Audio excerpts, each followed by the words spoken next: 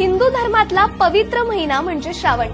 या काळात अनेक जण मांसाहार करणं टाळतात, पण महाराष्ट्रातलं एक असं गाव आहे जिथे गेल्या 800 वर्षांपासून श्रावणच पाळला जातो।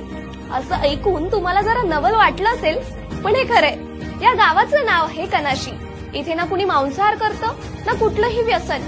संपूर्ण गाव शाकाहारी अशा या गावाची ओळख। हे कशामुळे आहे ना ते बघूया।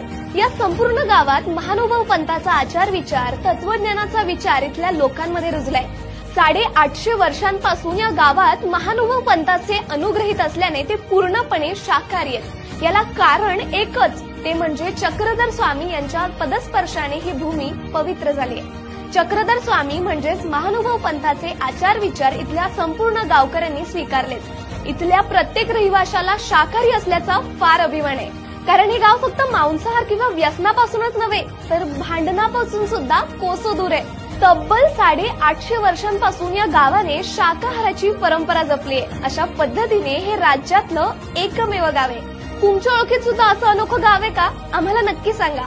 आणि या गावाबद्दल तुमचं काय मत आहे हे आम्हाला कमेंट करून नक्की सांगा।